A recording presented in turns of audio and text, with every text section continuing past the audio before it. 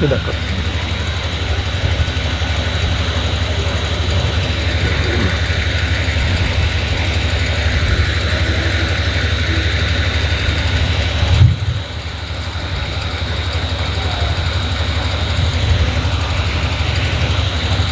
बंधो गुरुपद कंज कृपा सिंधु नर रूप हरि महामोहतम पुंज जासु वचन रविकर निकल गुरु को शिष्य पे राखिए चलिए आज्ञा मान का कबीर दास को तीन लोक भयना तीन लोक नौ खंड में गुरु ते बड़ा न को करता करे न करी सके गुरु करे सो बोलिए प्रेम से श्री सद्गुरु महाराज की।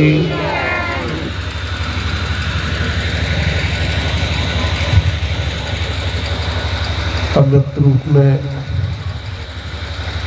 अनंत श्री विभूषित परमाराध्य गुरुदेव के त्रैलोक पावन पाद पद्मों में कोटि कोटि नमन।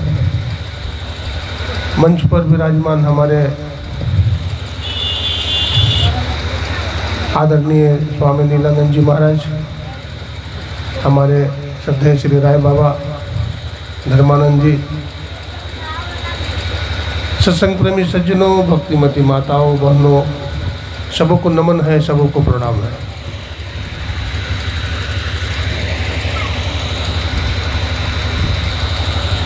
अभी आप लोगों ने श्री रामचरितमानस सार सटीक तृतीय सोपान अरण्य कांड से माता सबरी का प्रसंग सुन रहे थे।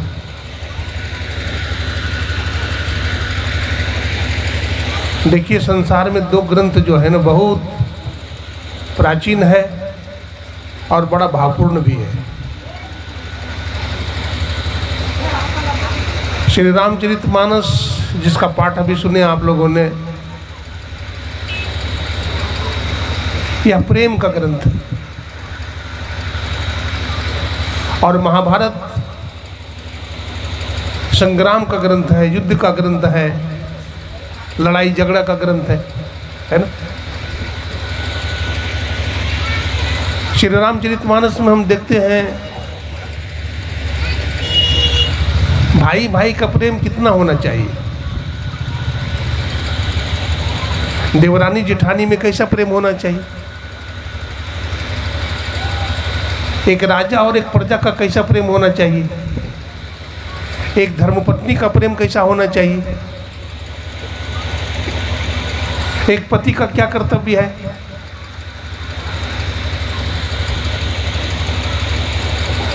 राजा का प्रजा के प्रति क्या कर्तव्य है,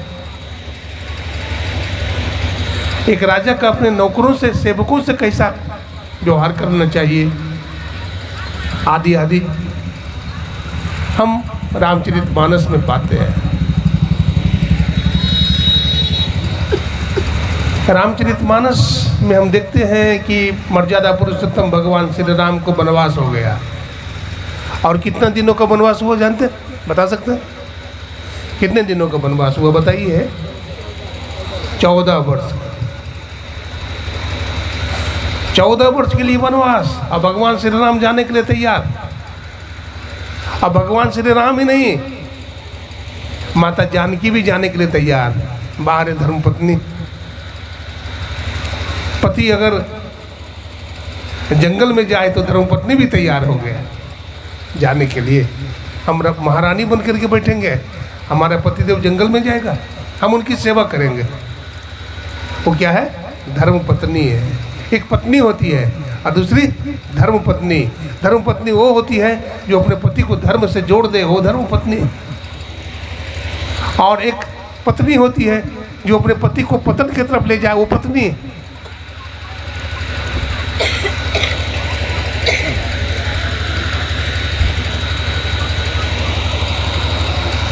भगवान श्री राम 14 वर्ष के लिए वन जाने के लिए तैयार हो गए।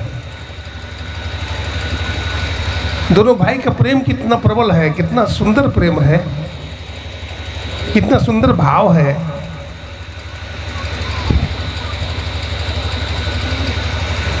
राजा दशरथ ने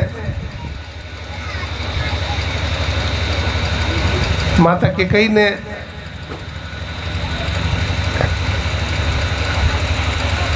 भरत को राजा बनाना चाहे, उत्तराधिकारी। तो क्या भरत जी बन गए राजा? नहीं बने। बाहरे भाई, भरत जी में स्वार्थ नहीं है और श्री राम में भी स्वार्थ नहीं है, इसलिए दोनों में प्रेम है। प्रेम वहाँ होता है जहाँ स्वार्थ का अभाव होता है। जहाँ प्रेम होता है वहाँ मेल होता है, वहाँ एकता होती है, वहाँ धर्म होता है।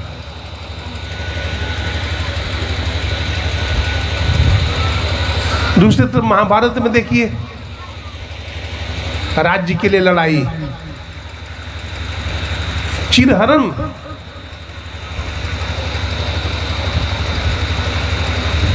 कौरवों ने कहा बिना युद्ध किए मैं सुई भर जमीन भी नहीं दूंगा, और अंत में महाभारत का युद्ध भी हुआ। आप देखे थे, सुनते।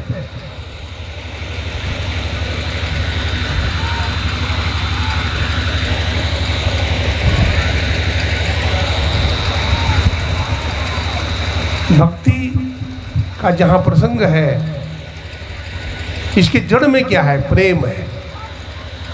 प्रेम के बिना भक्ति ठहर नहीं सकेगी। इसलिए कबीर साहब ने कहा, प्रेम बिना जो भक्ति है सो निज डिंब विचार, उत्र भरण के कारणे जन्म गवायो सार। प्रेम के बिना भक्ति टिक नहीं सकेगी। आचार्य रामानुज ने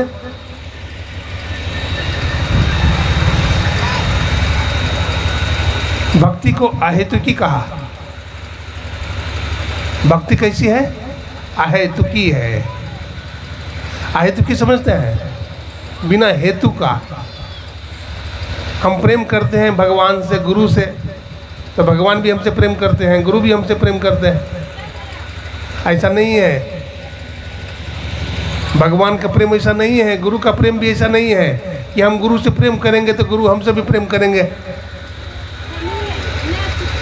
गुरु को अगर कुछ भेंट करेंगे तो गुरु हमको भी देंगे, ऐसा नहीं है सदगुरु के साथ। सदगुरु का निस्वार्थ प्रेम होता है, परमात्मा का निस्वार्थ प्रेम होता है। हम उनको माने या ना माने, वो हमको मानते हैं। हम उनको भजे या ना भजे, लेकिन वो हमको रोटी कपड़ा मकान देते हैं। योग क्षेमम बहाम्य हम। जिनको जगह जहाँ मिले माई वहीं बैठ जाओ, क्यों तंग करते हैं? बोलिए प्रेम से श्री सदगुरु महाराज की जय। क्या सुन रहे थे? भक्ति में प्रेम की प्रधानता है। भक्ति तात अनुपम सुख मूला, मिले जो संत हो ही अनुकूला। भक्ति सुख की जड़ है। जहाँ भक्ति नहीं होगी वहाँ सुख नहीं होगा, वहाँ आनंद नहीं होगा, और वहाँ मोक्ष भी नहीं होगा।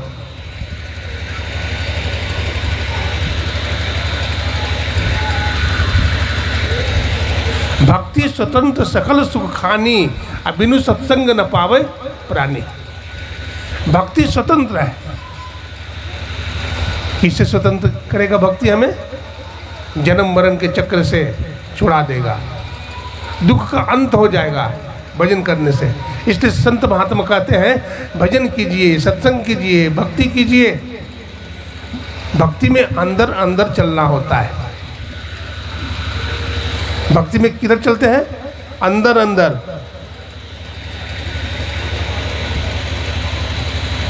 अभी सुन रहे थे भक्ति के प्रसंग में बिना भक्ति किए जीवन का दुख का अंत नहीं होगा। हम लोग कैसा सुख चाहते हैं? ऐसा सुख चाहते हैं जो मिल जाए एक बार तो सदा बना रहे। लेकिन ऐसा कोई सुख मिलता है? दिखता है? नहीं दिखता है। अभी रोटी खाते हैं फिर भूख लग जाती है, अभी कुछ हमारे पास पैसे हो जाते फिर खर्च हो जाते हैं, अभी हमारा शरीर स्वस्थ है फिर रोगग्रस्त हो जाता है। तो संसार में कौन ऐसा सुख है जो सदा बने रहे?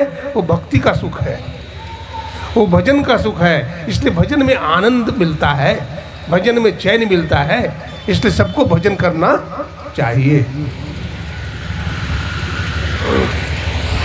इच्छाओं का अंत नहीं होगा। हम सोचते हैं कि हम भजन कर लेंगे, बेटी की शादी हो जाएगी ना तब भजन करेंगे, बेटा की शादी कर लेंगे तो भजन करेंगे, दुकान खोल लेंगे तब भजन करेंगे, फलाना काम पूरा हो जाएगा तो भजन करेंगे, सत्संग में जाएंगे। ऐसा होगा कभी? ऐसा कभी नहीं होगा, ऐसा होता ही नहीं है। एक महात्मा जी थे, तो महात्मा जी के पास एक साधक आया, महात्मा जी को प्रणाम किया और बोला, महाराज जी हम बहुत दुखी हैं। क्या हुआ जी? बोला क्या बताऊं महाराज जी, बहुत बेचैन रहता हूं, बहुत परेशानियां हैं, बहुत झंझट है दुनिया में। एक समस्या हल नहीं होता है कि दूसरी समस्या सामने खड़ी हो जाती है। आप कुछ हमको बता दीजिए कि झंझट खत्म हो जाए। महात्मा जी ने कहा देखो भाई, हमारा एक काम तुम करो। बोला क्या काम? बोला हमारे पास 10 ऊँट है, अब 10 ऊँट देखो खड़ा है, तुम जाओ सब ऊँट को बैठा दो, इतना सा काम कर दो। तो कहा महाराज जी तो चुटकी में कर देंगे। क्या बोला? ये तो चुटकी में कर देंगे। बोला ठीक है कर दो। वो गया और ऊँट को बैठाया, एक ऊँट बैठ गया, फिर दूसरा को बैठाया, फिर तीसरा को बैठाया, चौथा को बैठाने लगा तो पहला खड़ा हो गया, पांचवा को बैठाया तो दूसरा खड़ा हो गया, छठा को बैठाया तो तीसरा खड़ा हो गया। इस तरह से रात भर जगा रहा, ऊँट नहीं बैठ पाया। रात भर जगने से उसकी आंख लाल हो गई। सुबह हो गया, संत के पास गया प्रणाम करने के लिए, प्रणाम किया और कहा, महात्मा जी ने कहा तुम बहुत उदास हो, क्या बात है, बहुत थके लगते हो। बोला हाँ महाराज जी, आपने तो कहा था ऊँट को बैठाने के लिए, मैं पूरा रात प्रयास किया, एक को बैठाता था तो दूसरा खड़ा हो जाता था, पूरी रात लगा रहा, लेकिन ऊँट को मैं बैठा नहीं पाया, रात भर सोया नहीं, इसलिए हमारी आंखें लाल हो गई है। महात्मा जी ने कहा बेटा, जिस तरह से तूने ऊँट को बैठाने में पूरी रात बिता दिया लेकिन ऊँट नहीं बैठ पाया, ठीक उसी प्रकार से दुनिया की समस्या का भी समाधान नहीं होता। एक समस्या का समाधान करोगे तो दूसरी समस्याएं आकर सामने खड़ी हो जाएगी। समस्या का अंत नहीं होगा, समस्या का अंत भक्ति करने से होगा, दुख का अंत भजन करने से होगा। जब तक भजन नहीं कीजिएगा तब तक जीवन का दुख भी दूर नहीं होगा। भक्तिमती मीराबाई कहती है, मेरे सब दुख दूर हुए जब से तेरा नाम लिया। हे प्रभु, हमारे जीवन के सब दुख दूर हो गए जब से हम तुम्हारे शरण में आ गई, जब से तुमसे दीक्षा लेकर के मैं भजन का शुभारंभ कर दिया, तो हमारे जीवन के दुख कपूर हो गए, सब भाग गया। जैसे सूरज के निकलते ही अंधकार भाग जाता है, नहीं, और कपूर को रख दीजिए थाली में तो कपूर उड़ जाता है, नहीं उड़ जाता है। उसी तरह से जीवन का दुख भी कपूर हो जाता है, उड़ जाता है, भाग जाता है।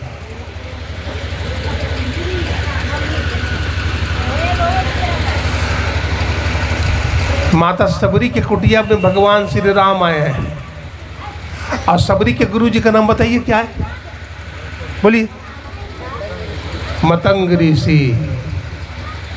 मतंग मने क्या होता है? मतंग मने मन जिसका मतंग है था, मतंग मने हाथी होता है। मतंग मने हाथी, जो हाथी की चाल चले वो मतंग है। हाथी कैसे चलता है? झूम झूम करके। मतंग ऋषि भी झूम झूम करके चलते थे भक्ति की नशा में। हाँ, भक्ति करने वाले हाथी की तरह चलते हैं मस्ती चाल में।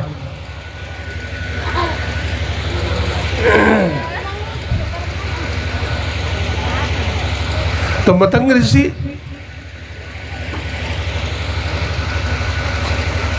की बड़ी सेवा किया कि सबरी ने। जब शरीर छोड़ने लगे तो कहा, बेटी तुम इसी जंगल में रहना, भगवान राम आएंगे तुम्हारी कुटिया पर, दर्शन देंगे। माता सबरी रोज जंगल में क्या करती है? फूल तोड़ के लाती है। इसी रास्ते से भगवान श्री राम आएंगे, फूल बिछा देती है और केला का गेट बनाती है।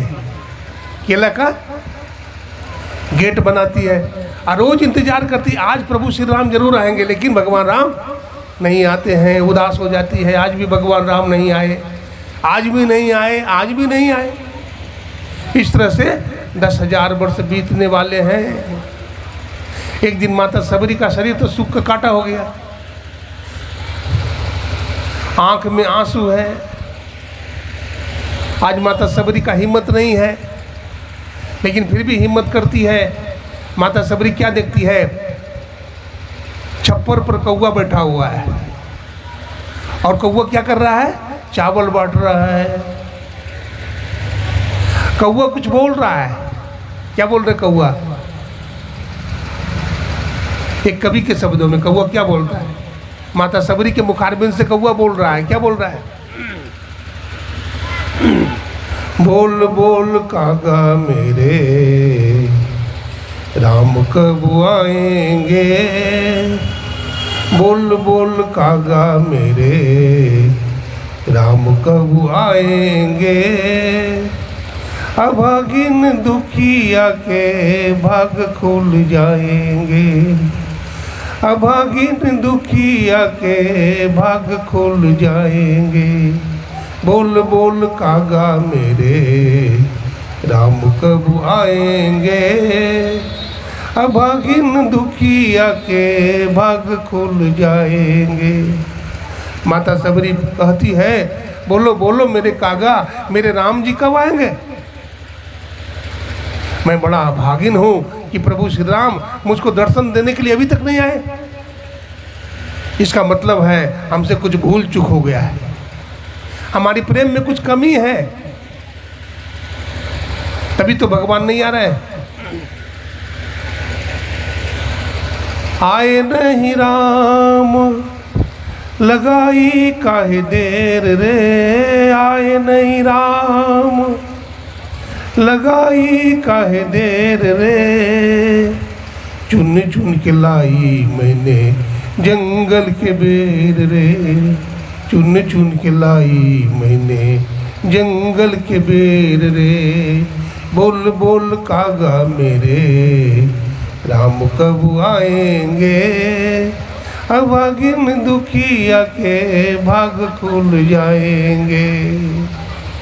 मैं जंगल से बेर लाई हूँ, चुन चुन करके मीठी मीठी बेर लाई हूँ। अब भगवान भी कितने भोले हैं, झूठे बेर भगवान राम खा लेते हैं। लक्ष्मण जी को दिया जाता है तो लक्ष्मण जी महाराज क्या करते हैं? हम झूठे बेर खाएंगे, हम सूर्यवंशी हैं, हम क्षत्रिय कुल के हैं, हम नहीं खाएंगे। भगवान राम से नज़र बचा करके क्या करते हैं? लक्ष्मण जी बेर को ऊपर की तरफ फेंक देते हैं। सज्जनों, संत के प्रसाद का अपमान नहीं करना चाहिए। संत के प्रसाद का अपमान होने से क्या हुआ? अगर रामायण पढ़ेंगे तो बड़ा ज्ञान छिपा हुआ है। वही बेर लक्ष्मण जी को खाना पड़ा, वही संजीवनी बूटी बनी जिसको सुसैन वैद्य ने मंगवाया है, और उसी से लक्ष्मण जी के प्राण आए, जीवित हुए। लक्ष्मण जी मर गए थे, मूर्छित हो गए थे।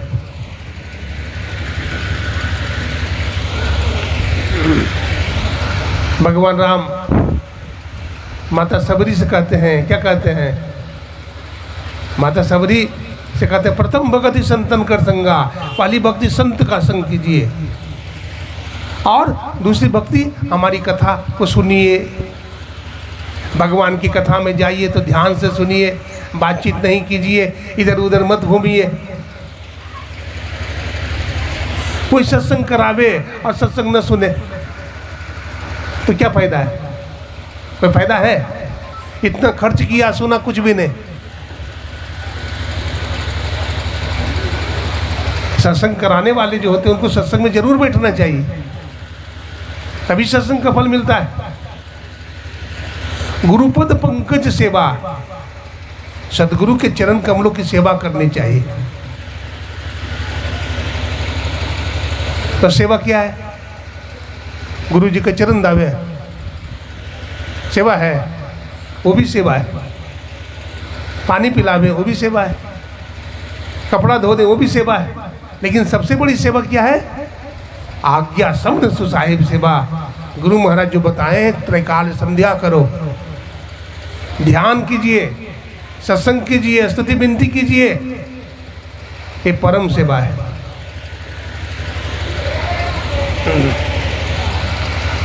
मंत्र जाप मम दृढ़ विश्वासा,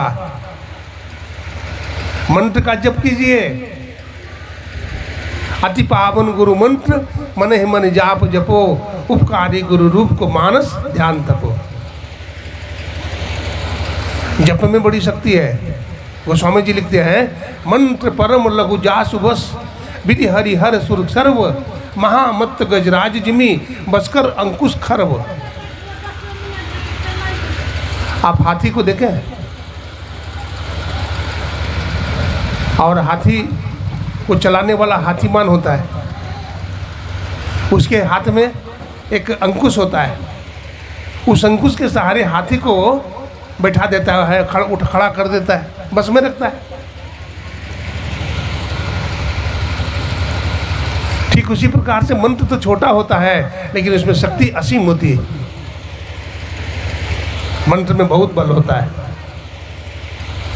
एक बार की बात है, छत्रपति शिवाजी महाराज के गुरु का नाम क्या था जानते हैं? समर्थ रामदास जी महाराज। समर्थ रामदास जी महाराज पहुंचे हुए संत थे, और छत्रपति शिवाजी उनका परम भक्त था। गुरु की बहुत सेवा करता था, गुरु के लिए कुछ भी कर सकता था। एक बार की बात है, समर्थ रामदास जी महाराज बीमार हो गए। जब बीमार हो गए तो कई दिन से बीमार रहे, मलेरिया हो गया। तो छत्रपति शिवाजी की इच्छा हुई कि गुरु जी बीमार हैं, दर्शन करने के लिए जाएंगे, सेवा करेंगे। वहाँ पहुँचे तो समर्थ रामदास जी महाराज को तो दिव्य दृष्टि प्राप्त था। वो अपने दिव्य नेत्र से देख लिए कि शिवाजी आ रहा है, और शिवाजी हमको देखेगा कि गुरु जी बेड पर लेटे हुए हैं, कष्ट में है, तो उसको उनको दुख होगा, इसलिए वो खड़े हो गए। कौन? समर्थ रामदास जी महाराज। कंबल जो ओढ़े हुए थे उसको अलग कर दिए शरीर पर से। इतने में समर्थ रामदास जी के पास आ जाते हैं छत्रपति शिवाजी, गुरु जी को प्रणाम करते हैं, कहते गुरुदेव आप बीमार हैं? बोला हाँ शिवा, हम बीमार तो जरूर हैं, लेकिन थोड़े देर के लिए अपने बुखार को रख दिए हैं चौकी पर। क्या देखते हैं? कंबल उछल रहा है। कहा गुरुदेव लगता है कोई चूहा घुस गया है क्या? कोई चूहा घुस गया है क्या? समर्थ रामदास जी कहते नहीं शिवा, चूहा नहीं घुसा है, थोड़े देर के लिए हम बुखार को रख दिए हैं कंबल में, वही बुखार उछल रहा है। देखिए भजन में कितना बल है। भजन कीजिएगा तो शरीर से अलग हो जाइएगा आप। मानस जप वो साधना है जिसमें तो मोटा मोटी जप करते हैं, और मंत्र का जप करने से तन पवित्र होता है, मन भी पवित्र होता है।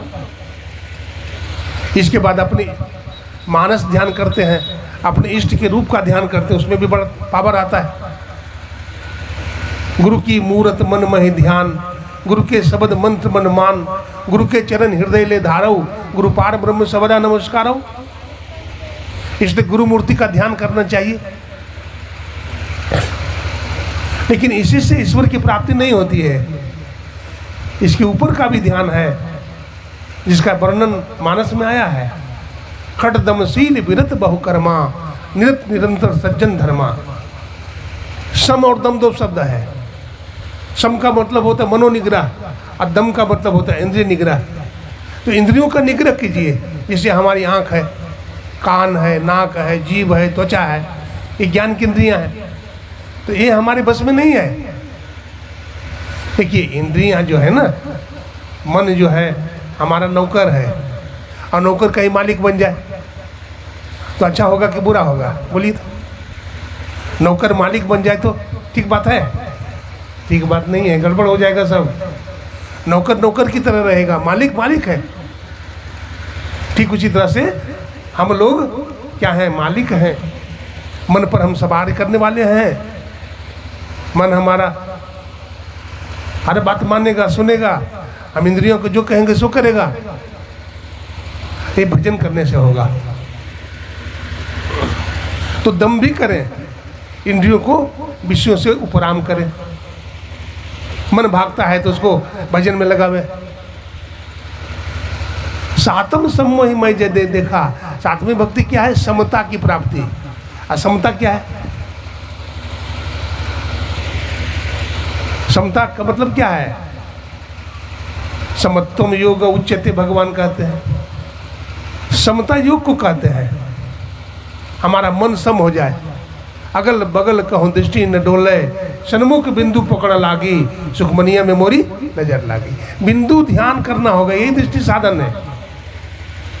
हमारा मन विषयों में भागता है। भगवान कृष्ण कहते हैं, हे अर्जुन, शरीर गर्दन मस्तक को सीधा करके क्या कर? नासाग्र ध्यान कर।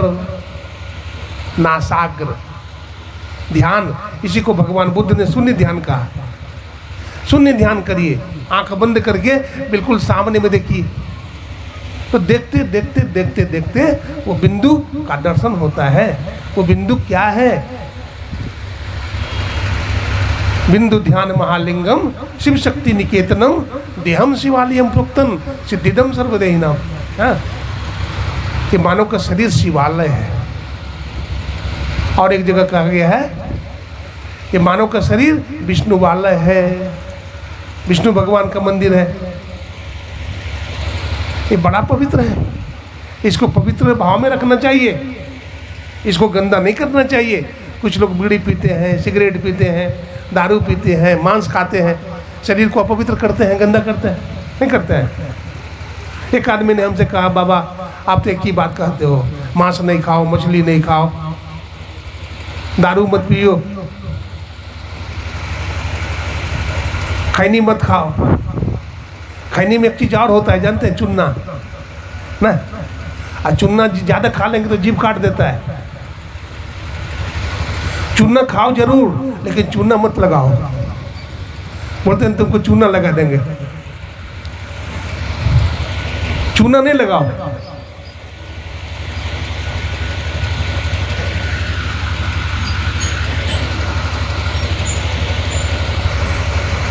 उन्होंने कहा, बाबा आप तो सब छोड़ने के लिए कहते हैं, हम तो सोचे कि भक्ति आसान है। मैंने कहा, सुनो जी, तुम दारू पीते हो तो दारू पीने से क्या लाभ होता है? मतलब बाबा कोई लाभ नहीं होता है। मैंने खैनी खाता है तो खैनी खाने से क्या लाभ मिलता है? बोलो। बीड़ी पीता है तो बीड़ी पीने से क्या लाभ मिलता है? दारू पीता है तो दारू पीने से क्या लाभ होता है? तुम केवल भजन में लाभ खोजता है।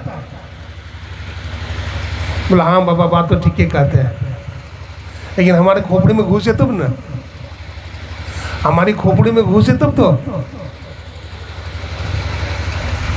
एक आदमी गया भंडारा खाने के लिए, ठीक है, बाबा थे, भंडारा खाने के लिए गए। एक माई ने अपने घर में सत्संग कराई, बड़ी श्रद्धालु थी। अब बाबा जी को भोजन करने के लिए बैठा दी। दाल भात 2-3 प्रकार की सब्जी, बाबा जी बड़े प्रेम से खाने लगे। अब बुढ़िया माई जो है पापड़ छान करके पापड़ चलाना भूल गए। अब बाबा का नजर रहे पापड़े पर। बात भी कर रहे हैं लेकिन बाबा का नजर बार बार पापड़े पर चलता जाए। अब कैसे कहे, कैसे मांगे?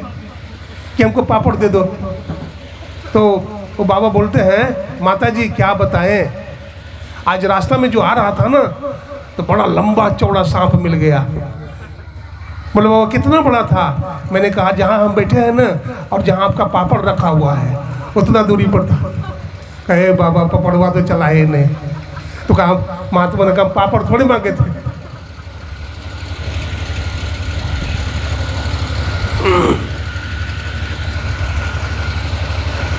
दृष्टि साधन की बात सुन रहे थे। दृष्टि योग है। दृष्टि का मतलब देखना होता है और योग का मतलब जोड़ना होता है। तो दृष्टि को जोड़ने की बात बताते हैं। ये संत मत की गंभीर साधना है दृष्टि साधन। शरीर गर्दन मस्तक को सीधा करके बैठना चाहिए साधक को। अभी देखिए बहुत लोग कैसे बैठे हैं, टेढ़ा मेढ़ा। सीधा बैठिए ऐसे, हाँ सीधे बैठिए। सीधे बैठेंगे तो बड़ा लाभ होगा।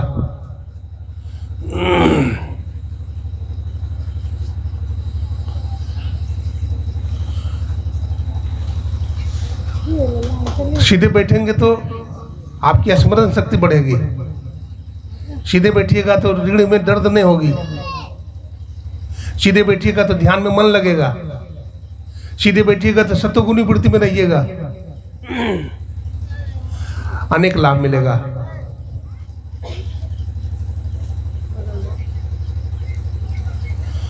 अभी सुन रहे थे नवधा भक्ति।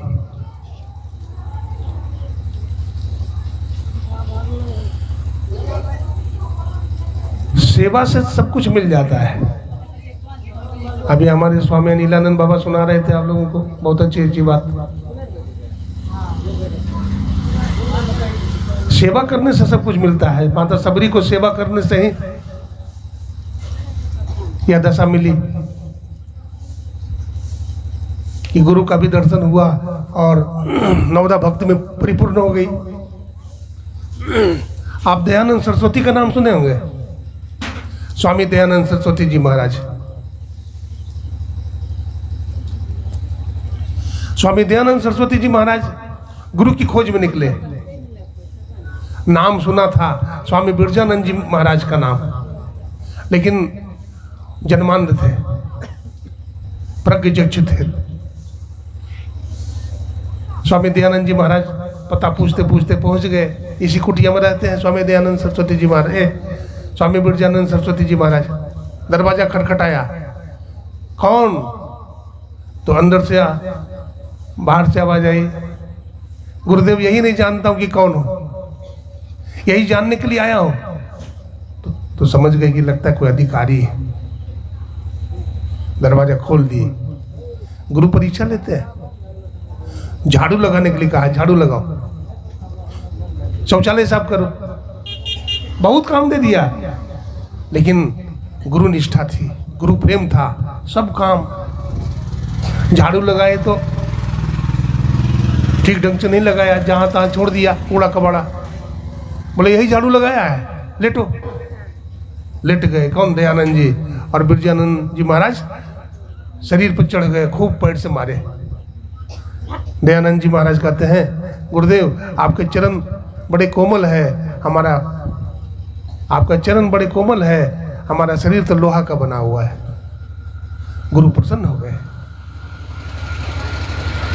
एक बार जा रहे थे, गुरु शिष्य जा रहे थे, नाव में बैठे हैं।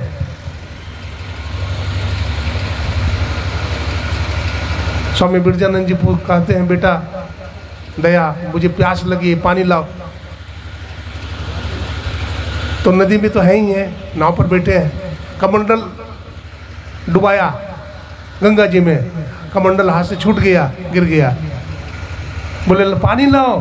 कहा गुरुदेव कमंडल तो गंगा जी में गिर गया। बोला जैसे भी हो पानी पिलाओ। स्वामी दयानंद जी महाराज कूद गए गंगा जी में। अब गंगा जी में कितना पानी होता है? एक ही कमर पानी है, और पानी लेकर के चढ़ गए नाव पर। गुरुजी पानी पी लिया, माथा ठोक दिया। बेटा तुम्हारी गुरु भक्ति से हम प्रसन्न हैं, गुरु सेवा से तुम्हें इसी जन्म में मुक्ति मिल जाएगी। ऐसे थे स्वामी दयानंद सरस्वती जी महाराज।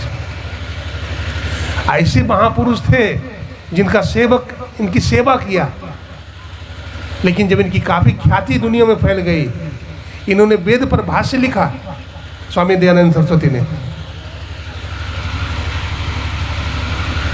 और इनकी जब काफ़ी प्रसिद्धि हो गई तो इनके नौकर को लोगों ने बहका दिया, घूस दे दिया कि दयानंद जी को दूध में कांच घोल कर पिला दो। उन्होंने पैसा के लोभ में ऐसा किया, कांच घोल करके दूध में मिला दिया। गया पिलाने के लिए तो समझ गए हो, लेकिन संत थे, ठीक है तुम्हारी यही इच्छा है तो हम तुम्हारी इच्छा को स्वीकार करते हैं। दूध पी गए और कुछ पैसा दे दिया, देखो भाई हमारा बहुत शिष्य है, तुमको बूटी बूटी कर देगा, मार डालेगा, इसलिए भाग जाओ।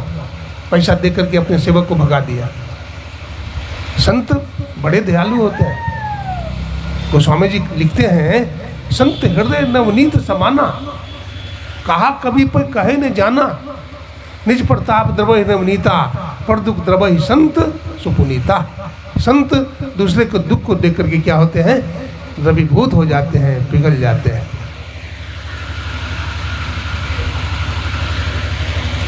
इसलिए संतों का संग करें, सत्संग करें, इससे बड़ा लाभ होता है। अभी हमारे सत्संग कराने वाली माता जी बैठी है, क्या नाम है? हाँ, श्रीमती सुनीता माता जी। इनका बेटा का नाम है दिलखुश। बतलाते हैं, अभी 3 महीना पहले मोटरसाइकिल से आ रहा था और पीछे से एक गाड़ी वाला ने ठोक दिया, गिर गया ये, लेकिन हल्का फुल्का चोट लग गया, लेकिन मृत्यु के मुंह से बाहर निकल गया, मृत्यु के मुख से बाहर निकल गया। तो जो सत्संग करता है, जो भजन करता है, परमात्मा गुरु किसी न किसी रूप में उसकी रक्षा अवश्य करता है। इसलिए सबको सत्संग करना चाहिए। जैसे रोटी सबके लिए जरूरी है, उसी तरह से सत्संग भी सबके लिए जरूरी है।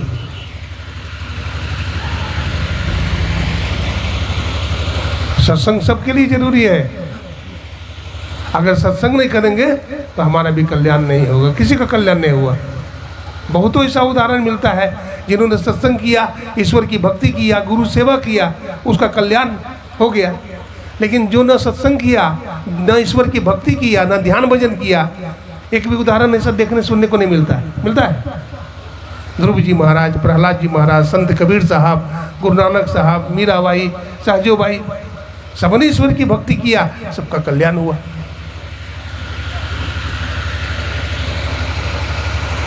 कबीर साहब कहते हैं, भजन आतुरी कीजिए और बात में देर, सुकृत कर ले नाम सुमर ले को जाने कल की, आज जगत में खबर नहीं पल की। सुकृत कर लीजिए, अच्छा कर्म करो, प्रभु का नाम का सुमिरन करो। गुरु नानक साहब कहते हैं, तू सुमिरन करी ले मेरे मना, तेरी बीती उमर गुरु नाम बिना। तू सुमिरन करी ले मेरे मना, तेरी बीती उमर गुरु नाम बिना। पंछी पंख बिनो हस्ती दंत बिनो, नारी पुरुष बिना रे। तो सुमिरन कर ले मेरे मना, तेरी बीती उमर गुरु नाम बिना। पंछी पंख बिनो, पंछी है और पंख नहीं तो बेकार है। हस्ती दंत बिनो, हाथी है दांत नहीं तो बेकार है। नारी पुरुष बिना रे, नारी का पुरुष नहीं तो बेकार है। कुआं है और पानी नहीं तो बेकार है। कूप नीर बिनु अध्ययनु चीर बिनु, गाय लंबी चौड़ी है दूध नहीं देती तो बेकार है। मंदिर दीप बिना रे, मंदिर बड़ा आलीशान है और दिया बत्ती जलाने वाला कोई नहीं है तो बेकार है। गुरु नानक देव जी कहते हैं तो काम क्रोध मत लोभ निवारो और छाड़ो मोह अब संत जनारे। काम क्रोध लोभ मोह इंसान के शत्रु हैं, बैरी हैं। मोह नहीं करना चाहिए दुनिया से।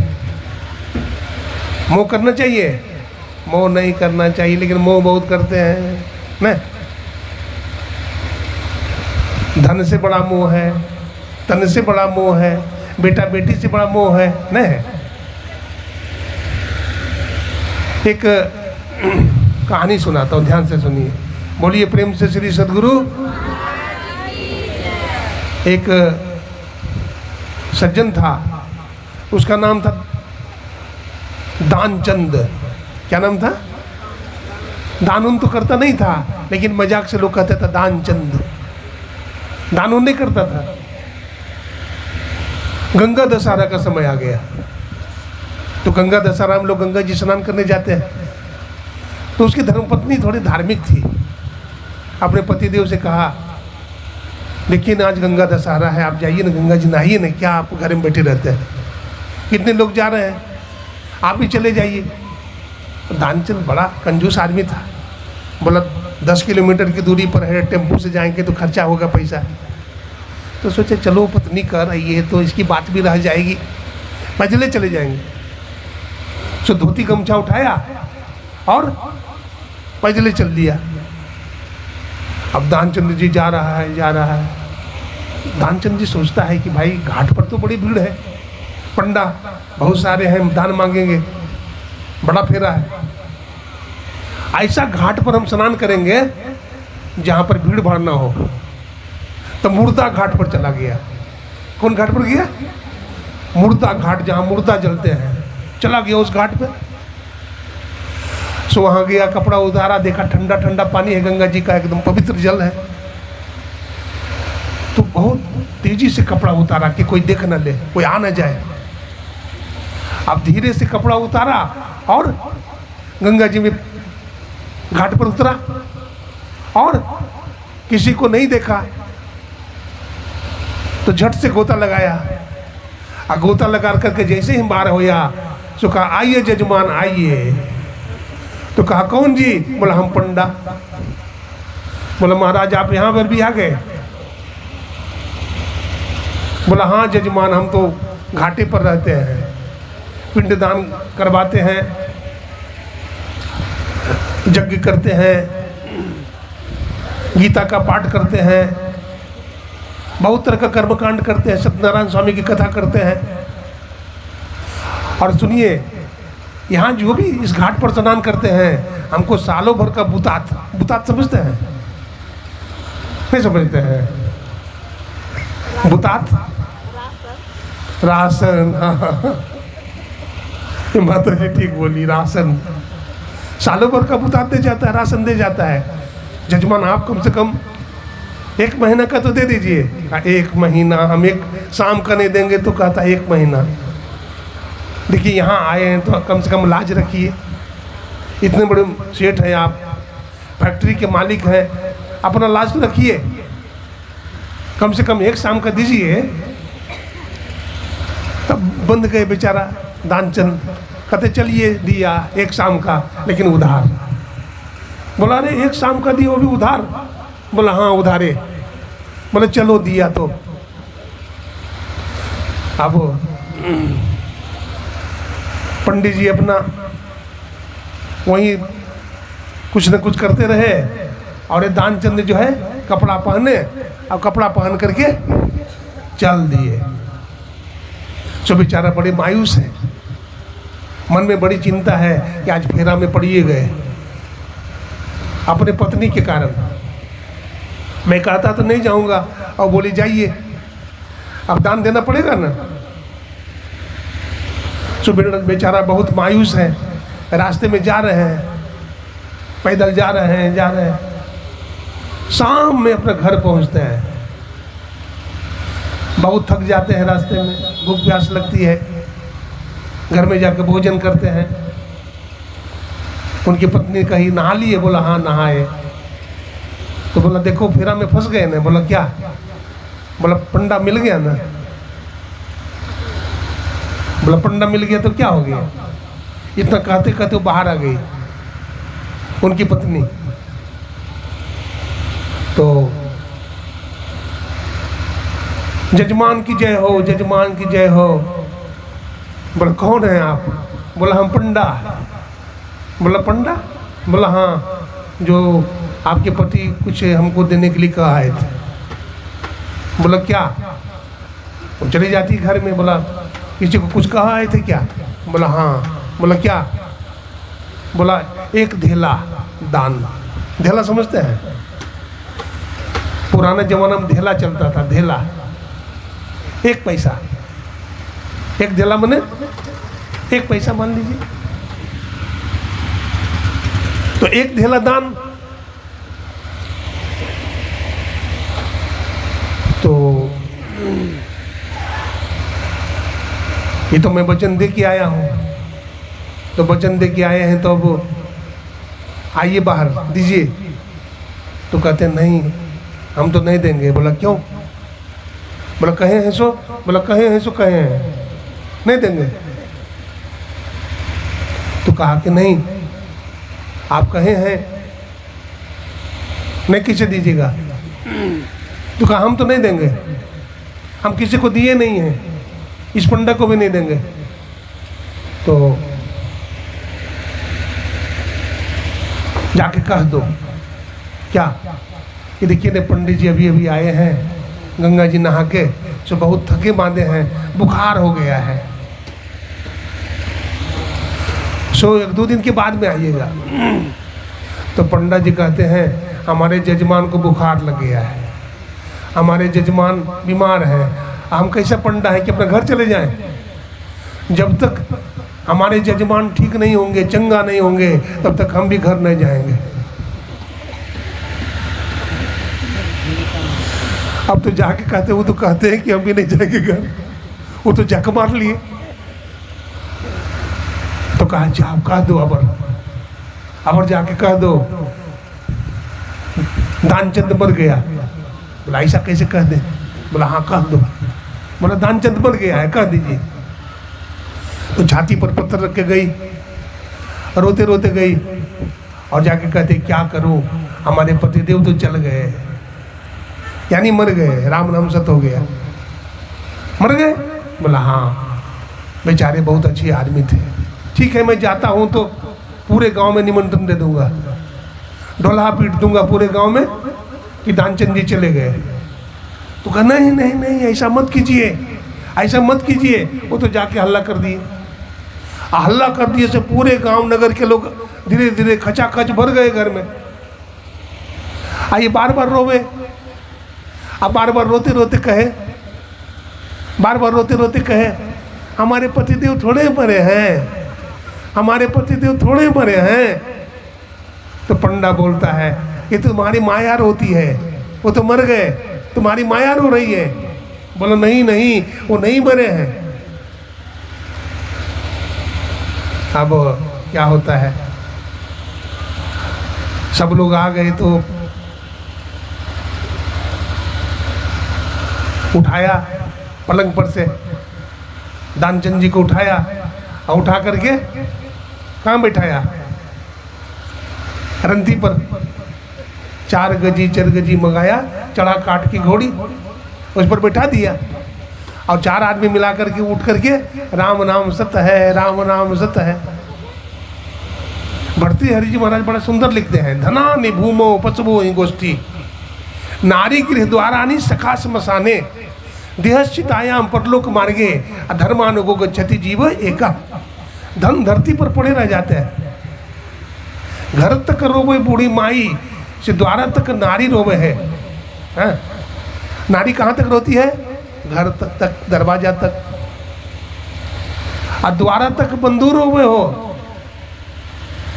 आ भाई बंधु रोवे शमशान से तन जारी घरी आवे है। सकी है चेता हो मनुष्य तन पाई के गुरु के भजन करो है। सकी है खोली ले तो काना हो के सोनमा असुंदर तन माटी मिलता है। गुरुदेव लिखते हैं ये सुंदर तन माटी मिल जाता है, माटी का खिलौना माटी में मिल जाता है।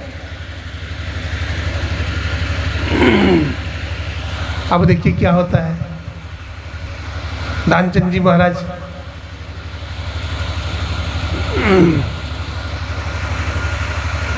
शमशान में बहुत लोग हैं। अब मुर्दा फूकने की बात होती है, मुर्दा फूकने की बात होती है।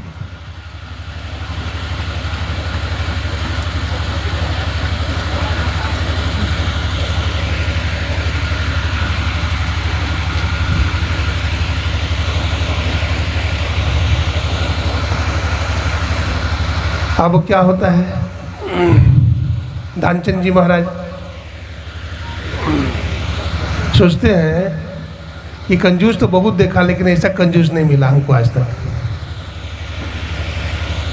अब दानचंद जी को चिता पर चढ़ा दिया है,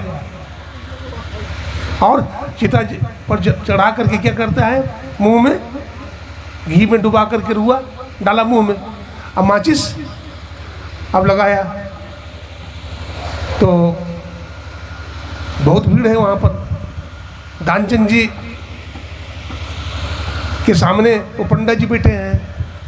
वो पंडित जी कहते हैं आया हूँ बैकुंठ से। बोलते मैं बैकुंठ से आया हूँ। तो दानचंद जी सोचते हैं कि लगता है कोई बैकुंठ से भगवान तो नहीं आ गए। सो आँख खोल करके देखते हैं तो वही पंडा, तो वही पंडा है। कहते आया हूँ बैकुंठ से, मैं बैकुंठ से आया हूँ, और देने को तुम दान, तुम कुछ को दान करने के लिए आया हो, तुमको मुक्ति देने आया हो।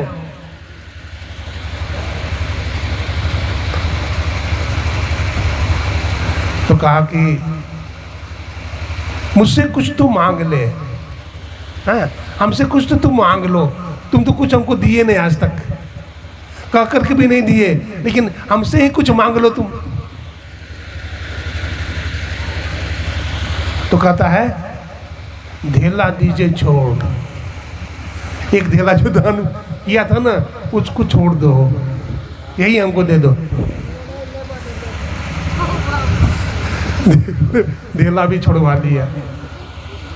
हाँ तो उतना कंजूस नहीं बनो। अति सर्वत्र बचेत, किसी चीज का अति नहीं होना चाहिए ना, किसी भी चीज का अति नहीं होना चाहिए।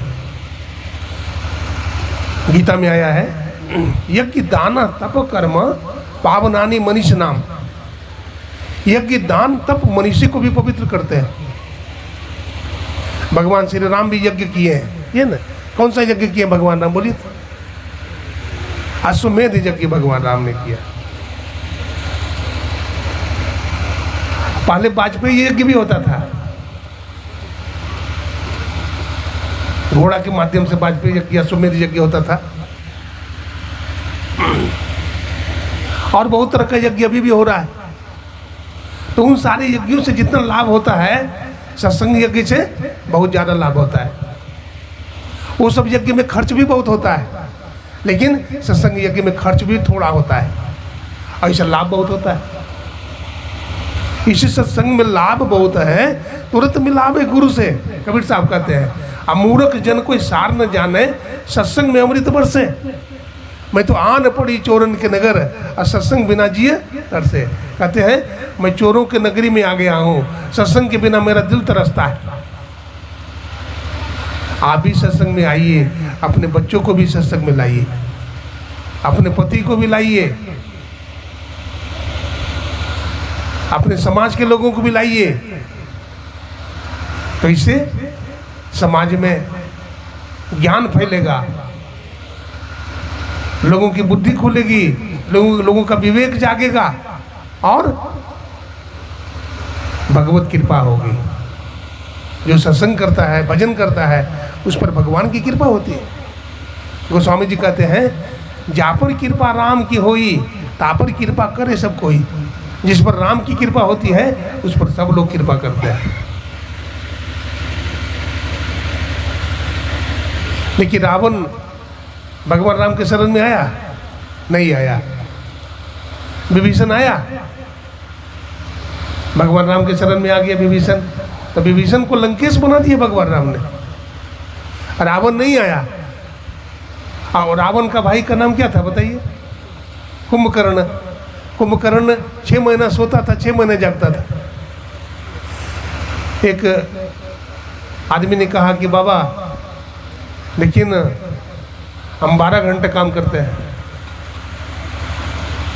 12 घंटा काम करते हैं। मैंने कहा कोई बड़ी बात नहीं है, हमको खुशी तब होगी जब तुम कहोगे 12 घंटा भजन करते हैं। और 12 घंटा बैल की तरह काम करते हैं तो क्या है, काम तो हर आदमी करता है। और सोता कितना है? बोला 12 घंटा सोते हैं। बोला कई बजे सो करके उठता? बोलता 12 बजे। तो मैंने कहा तू भी तो कुंभकर्ण है ना। कुंभकर्ण 6 महीना सोता था, 6 महीने जागता था, और 24 घंटे का दिन रात होता है तो 12 घंटा तो सो ही लेता है। अब 12 घंटा सोता है तो कुंभकर्ण नहीं है, तो भी तो कुंभकर्ण है। सवेरे जागिए ब्रह्मुहूर्त में, ब्रह्मुहूर्त में जाग करके भजन कीजिए। ब्रह्मुहूर्त के बेला में बैठ करके क्या कीजिए? ध्यानाभ्यास कीजिए। हमारे गुरु महाराज कहते हैं ध्यानाभ्यास करो सद सद ही चातक दृष्टि बनाइयो। चातक पंछी की तरफ ध्यान कीजिए। चातक पंछी जो होता है ना, कौन सा नक्षत्र का पानी पीता है बोलिए तो? स्वाति नक्षत्र का। वो और किसी नक्षत्र का पानी पिएगा ही नहीं। तालाब का पानी नहीं पिएगा, सरोवर का पानी नहीं पिएगा, और कहीं का कुआं का पानी नहीं पिएगा। वो जब भी पिएगा तो स्वाति नक्षत्र के बूंद को मुंह खोले रहता है, और जैसे ही स्वाति नक्षत्र का बूंद गिरता है उसके मुंह में चला जाता है, उसके पिपासा बुझ जाती है।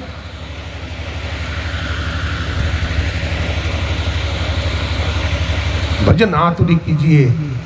और बात में देर जगत में जीवन थोड़ा सा जीवन है, कुछ पता नहीं जीवन का। शरीर कब छूट जाए कुछ पता है? कुछ पता नहीं है शरीर कब छूट जाए।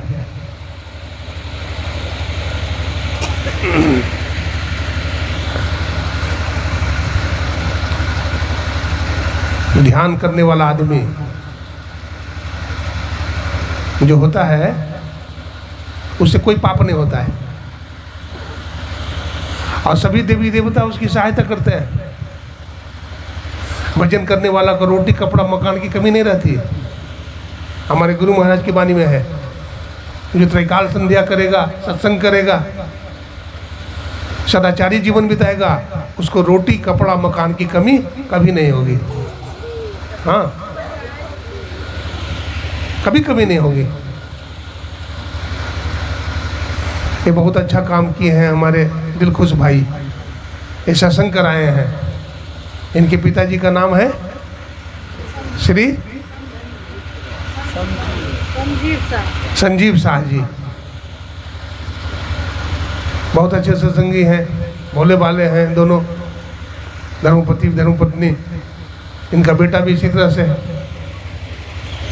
भगवान ने धन दिया है तो इसको धर्म कार्य में खर्च कीजिए, सत्संग कीजिए,